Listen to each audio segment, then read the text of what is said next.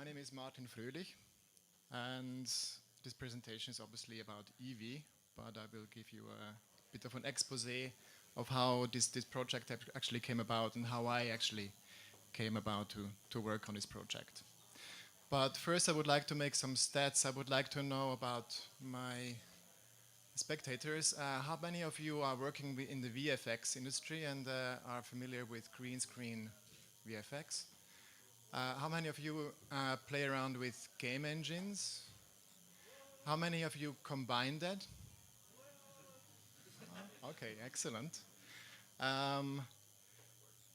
Okay, I will quickly give you an introduction about me and the institution I'm representing here, and then I show you some of the recorded, and I show you the setup we used, and then some recorded footage, and then about the future that will maybe come. Now, about more than half a lifetime ago, I got myself a degree in mechanical engineering, and it was a time when nobody could afford CAD systems, so I was not able to learn a CAD system at the time. So I didn't learn any CAD, and when 2009 the first 3D printers came about, I wanted to do some 3D printing. I looked for a tool, and it was Blender that I chose. And after my studies as a mechanical engineer, I was working for about 10 years as a software developer, and then I got myself another degree as a media artist. And ever since then, I've been meandering between the two fields of technology and arts, and a combination that I would call an inventor of things humanity hasn't been asking for. Now you wonder what might have been those inventions, and I'm happy to show you one of them. This is the impersonating overhead display. Obviously a device that will never make it to the market. Then there is the Moss printer. It's a water spray apparatus that sprays water onto house walls. And you wonder, is this actually working? Is actually moss growing? Because this is a process obviously that's going to take many months until maybe something starts to happen. Unfortunately, it turned out to be harder than I thought to find a house owner to test me wrong. And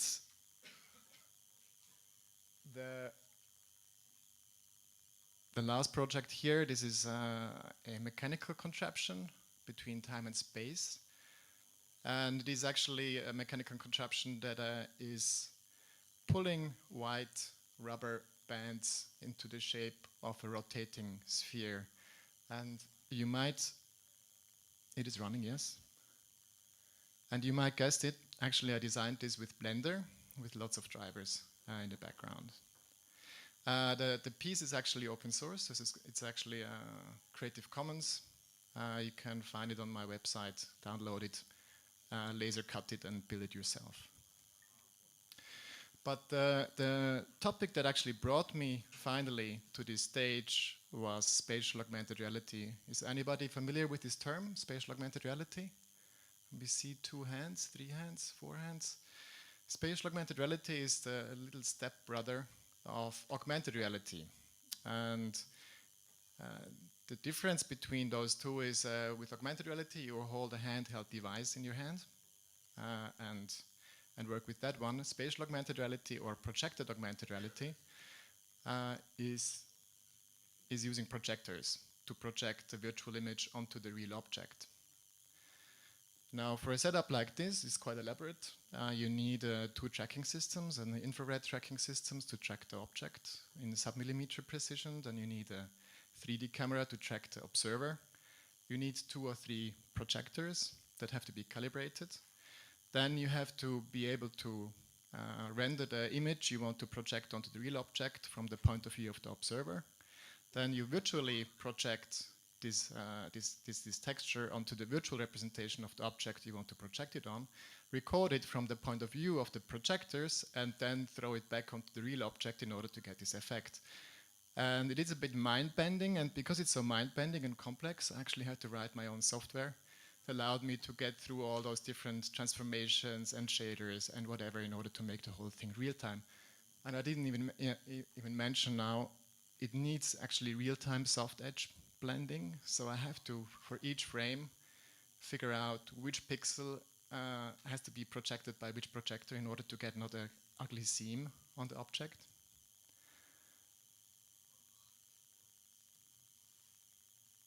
So now this tool I developed actually for the purpose of museums and fair trades, but through some circumstances I had more contacts with performing arts. So actually most of the applications I got into public with it was in theaters or dance productions. Now in here I'd quickly make a little advertisement for my software. It's called Spark with CK at the end. It's an acronym for Spatial Augmented Reality Construction Kit, and I'm going to actually publish it open source very soon. If any of you have experience with licenses and would like to give some advice, I'm very open for it. Most likely it's going to be an MIT. Now, this software and these applications in the dancing and performing arts actually gotten me a job at the Immersive Art Space. And what we're going to see here, it's a very short video, is an animation made in Unity of a virtual character designed by Tobias Krembler. We used a live motion capture suit. The screen is captured as well, so we know the position of the screen. We also animate the virtual camera inside Unity with the position of the screen, and Spark is used to project the whole thing back onto the object. Now the nice thing about this installation was that the stage designer came up with a nice idea for the screen. So she's used these rubber bands which allowed the dancers to actually step through the screen, and this way kind of created a portal where the dancers could step between the reality and the virtuality.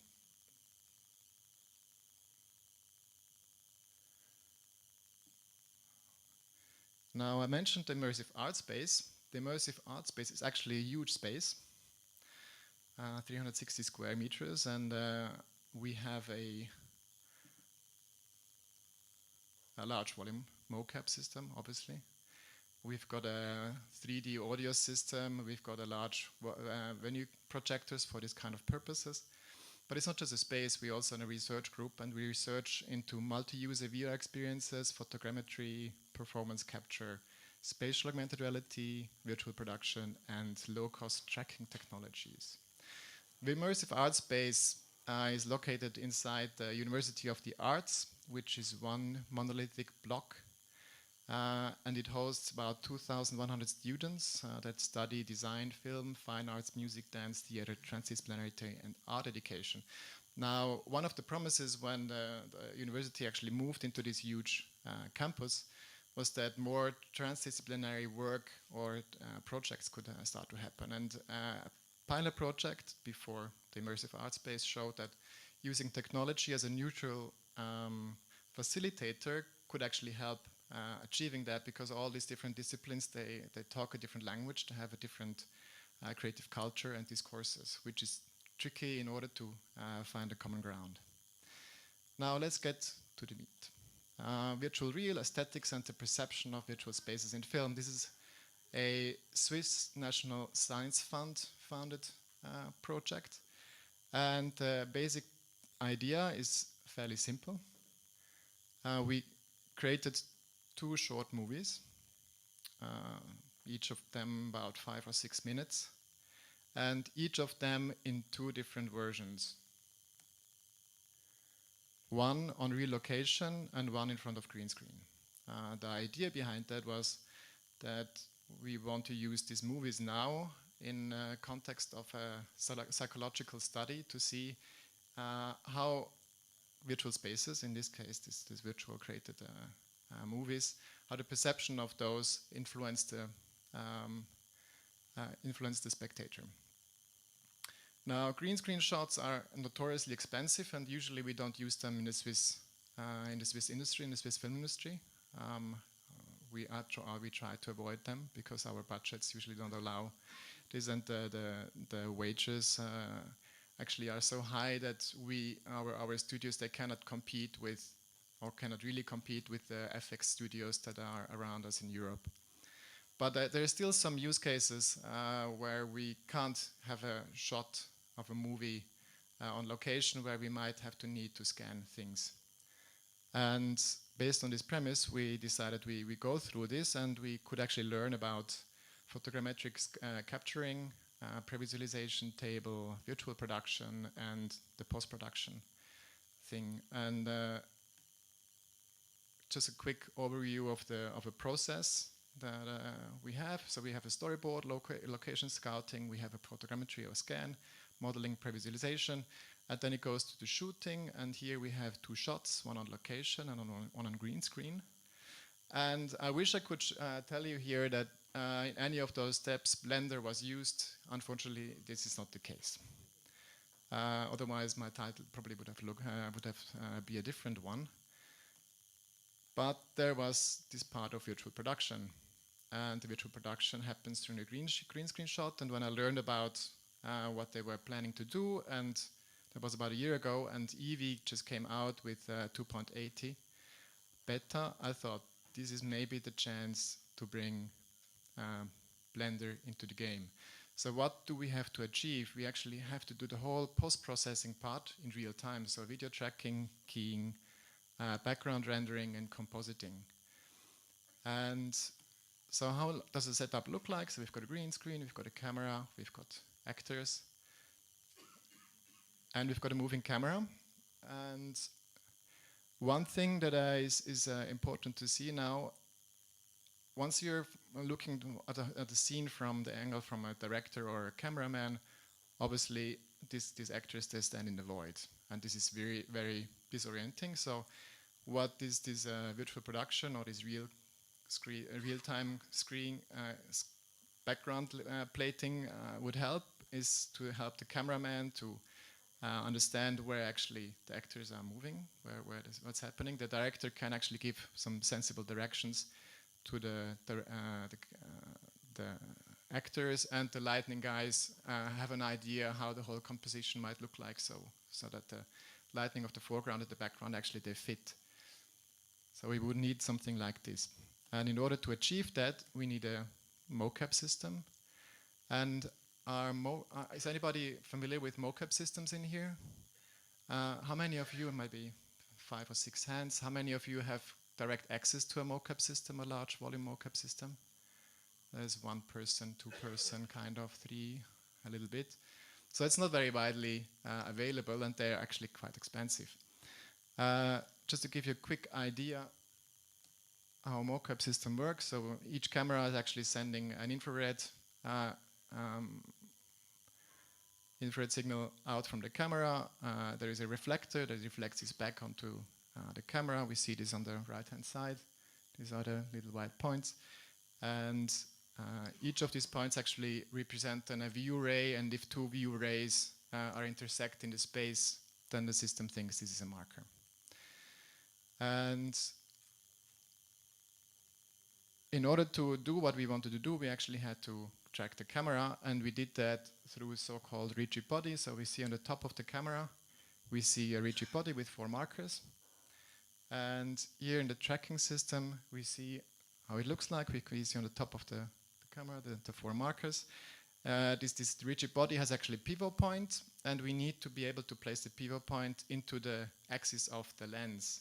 And that's what the other 3 markers are for. So this way I can actually locate the lens axis and orient it accordingly.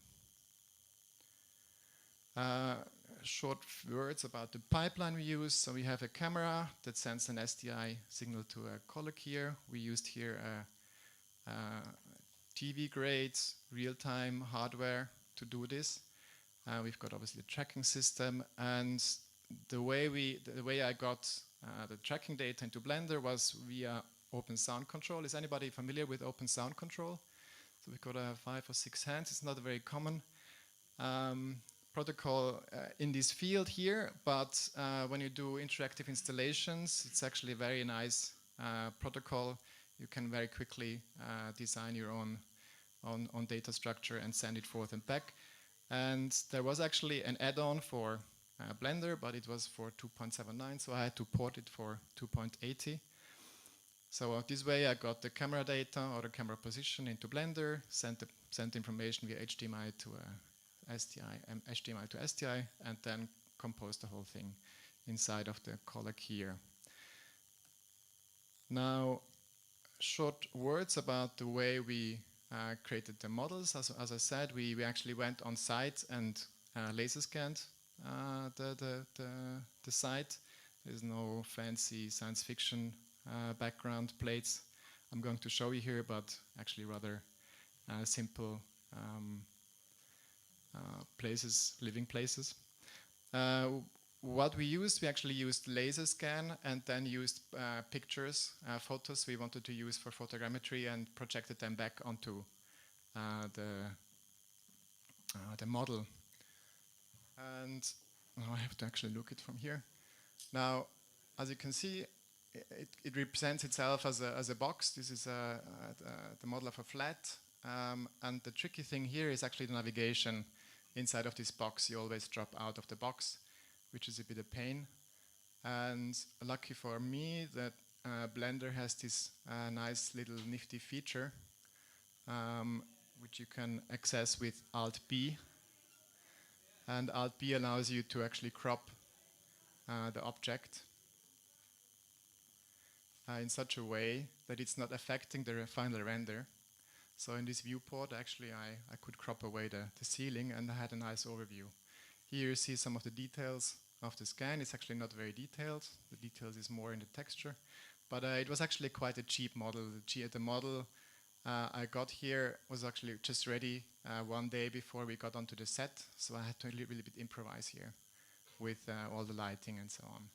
We see the camera is already moving, so it already gets the data. So I have a quick look at the OSC plugin. We see here, this is the IP address, the local IP address. We have the port on which Blender is listening to, and here we have the OSC messages that are being passed on to a little empty that is receiving all the transformation data. So I'm sending here position and then quaternion. I have to switch here the W value, or Blender wants to have it first.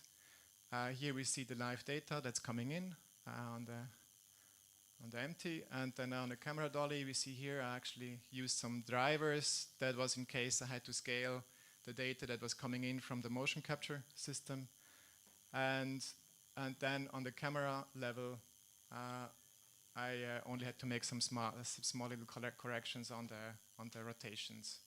Here on the y-axis I could have made some corrections on the nodal point. Actually the pivot inside the motif should be actually inside at the nodal point of the lens, but I didn't go into these details. In terms of lighting, nothing special. I used EEVEE, fairly high exposure in order to lighten up the thing, because the texture obviously already had the lightning baked in.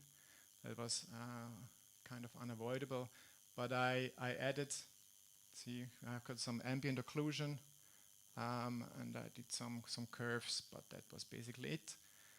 And inside the scene there are two light rectangles, and that was basically it. So I just lighten up the scene a little bit from the point of view of the window. Okay. Now this is the scene itself. It's the same room, but now here live. Now as I mentioned, this is not a Michael Bay movie. The camera movements were quite subtle most of the time. You see here the motion capture system actually had a little bit noise. That's why the background is a little bit shaky. And that was right at the beginning of the shooting, when I haven't realized yet that there was actually something like a focal setting where I could blur the background a little bit. You can see now the girl in the background is actually blurrier than the background itself. I certainly could have corrected that. In later shots, I actually did that. So it was, for me, it was really learning by doing. It was jumping into cold water here. And the noise we had here with the motion capture system is this is the same scene here from a different angle. As you can see, movie studios are not really the ideal location for motion capture systems because you have lots of lamps that irradiate infrared. You have shiny fixtures that are reflecting as well, which create fake markers. So that's why you get this light noise in the tracking. But then again, we didn't want to have a final product here. We only wanted to have a reference that would be helpful. So this little noise and these little jerks, they really didn't matter that much. This one here is another scene. Again, very subtle camera movement. In this case here, the keyer that didn't key properly the green screen in the background. But again, for the cameraman, as an understanding of where the whole scene is located, and for the lighting guy to understand what's happening in the context, that was actually enough. And here I actually have a bit more, so you can see here the real green screen, which what the crew would have been exposed to if they didn't have the live composition. On the left-hand side, we have the final composition from the VFX. On the right-hand side, we have the one from the original one.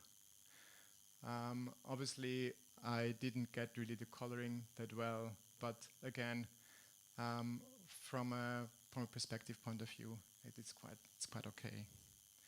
And the last scene here,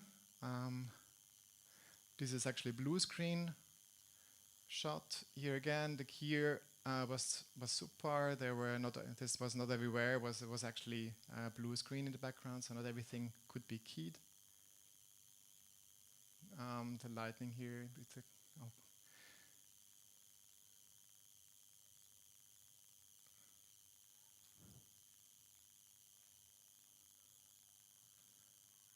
and here the scene again with the final one on the left-hand side and the original one on the right-hand side.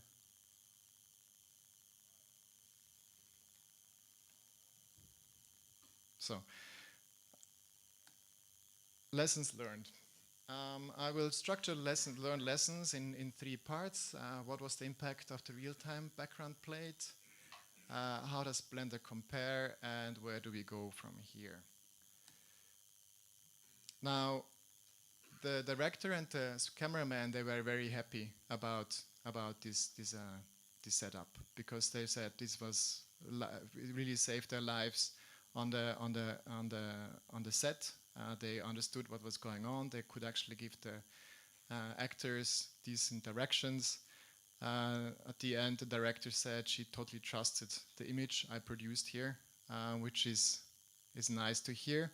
But then again, it also puts some pressure on, because if you do something wrong with the lighting of the background, you might cause troubles later on in the post-production, because your front plate is wrongly lit.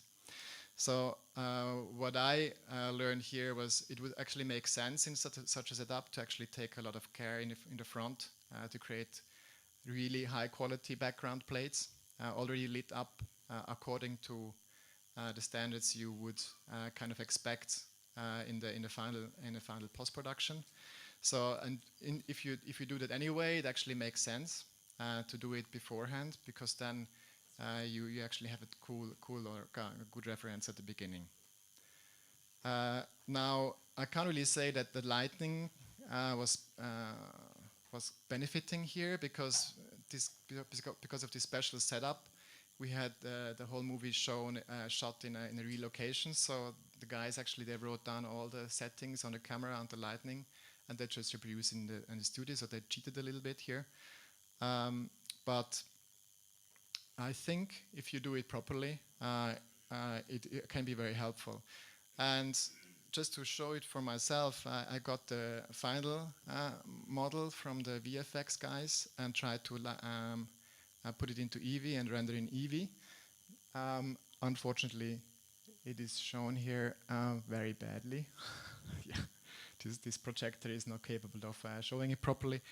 It looked very convincing, or it looks very convincing. And if you ask, can it actually play in real time?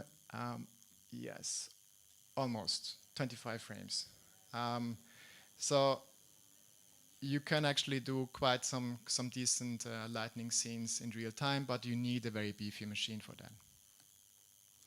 Now, how does Blender compare to game engines which are usually used in this? Because my colleagues, they wanted to use Unity for it, and also for the other movie, they actually used Unity. And so I only can compare these two game engines or these two tools. Now, both of these tools, neither Blender nor Unity, are actually made for this kind of task. How did they compare? And obviously, there's one important thing in terms of speed. Unity, if you set up properly your scene, it's obviously faster than EEVEE, but you can take care of that with careful setup of EEVEE. Now, in terms of real-time editing and keeping the values, I have to explain a little bit. In Unity, you have these two modes when you're in the editor. You're in edit mode and you're in run mode. But if you're in edit mode, if you're streaming information to the game engine, nothing moves. It's only moving when it's in run mode. But only in run mode, you can make fine adjustment to the camera position, etc., etc. But as soon as you stop from the edit mode, from the run mode into edit mode, you lose all these settings. So it's really a painful thing. And you would have to remember all the changes you made in the run mode, and it's just awful. So here I have to say Blender definitely beats Unity because there is no difference between that. I didn't have to have a switch between. And I actually could see in real time in a different viewport what I was doing. Then the view crop part of the model, I mean, it sounds like a very simple thing, but it's actually crucial. If you can see what's happening inside of a scan, this is something you probably cannot do in Unity, but maybe somebody here could enlighten me on that. Then full screen window without border, not doable in Unity. In Blender you can do that. And set different render modes in different viewports. You certainly can do it in Blender. I'm not sure if you can do it in Unity though. But it's very useful because if you have a high quality render which you want to use for your background plate, you only need a low quality render for seeing what's happening in your screen, and you want to have all the oomph of the graphics card on the rendering. So where can we get from here? Let's have a quick look at the whole path here again. So in case of you have a modeling and the background rendering already in Blender, it's obviously a no-brainer to do a virtual production in Blender as well. And in terms of the data flow, obviously the color key is very expensive and the tracking system is very expensive. What can we do about that? Because this is something that would keep away people of using it that are in the field. I have here a couple of ideas. One thing is you actually capture the camera into the computer and then use a color key shader. I already have a shader that is doing that, so that can do in real time color keying. What you then need to do is you have to send the Blender result to this keyer. That's something you can do with Siphon or Spout. Unfortunately, it's not working on Linux. And this is a plugin I actually also wrote, so you can actually already do that. In terms of tracking system, I think I have a solution that might be much cheaper than a normal tracking system that could actually potentially work in more circumstances than the tracking system, but I have to make some more tests. So if you want to stay in contact with me, I certainly can provide you with the details once I have conclusive information about it. But what I can promise, if it's going to work, it's certainly going to be open source. And last but not least, there is another possibility. Instead of sending and composing the whole thing, you could send it to Spark and then send it to a projector. And that means you could, instead of working with green screen, you could actually project the background into your background. This is actually already done. And you might have seen here on this video at the beginning, this is Spark, and you see here, you have to look at the background of the car. Actually, the background adapts to the point of view of the camera. So you can do this with Blender as well now. So if you send the background texture to Spark, and Spark is taking care of all the projection for the background, you could do something easily. And if you had a nice LED screen like the ones we have upstairs, then you would have a perfect background.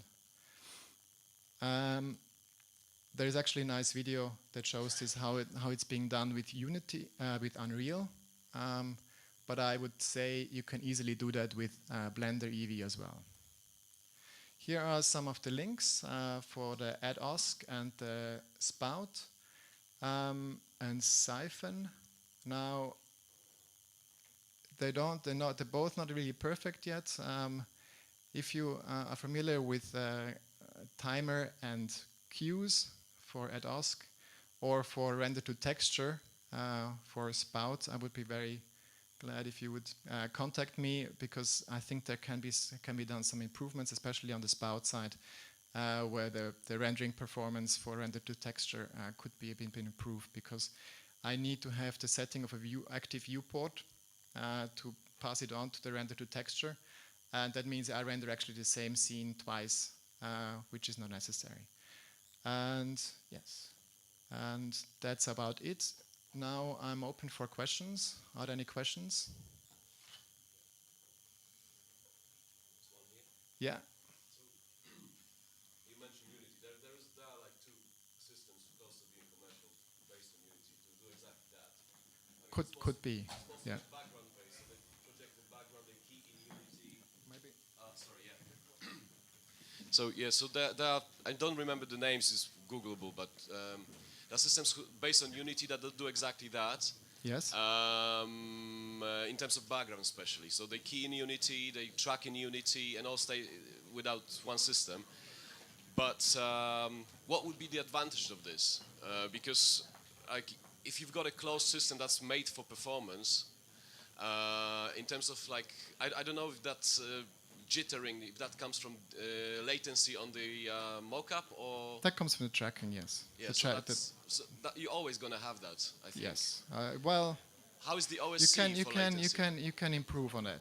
Yeah. You can, instead of sending infrared, you could actually have active markers, so you're not flushing the whole stage with infrared, and you don't have all these markers that pop up that are actually nothing. So that's the second question, because those systems operate on HTC Vive trackers, which are active infrared, and also they tend to use LED lighting, which is like infrared neutral.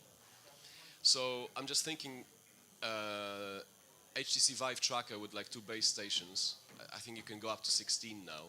Yes. That would make it cheaper.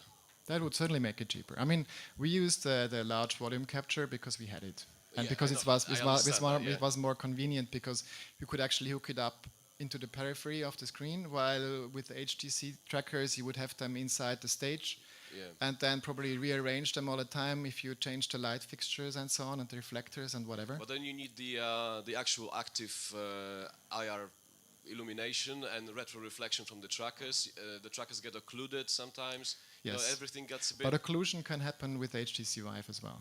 True, you can put 2 on, and then you kind of safe-ish. Well, we had 25 cameras, and we still had occlusions. So right. So you might have this trouble with HTC Vive as well. But your points are very valid.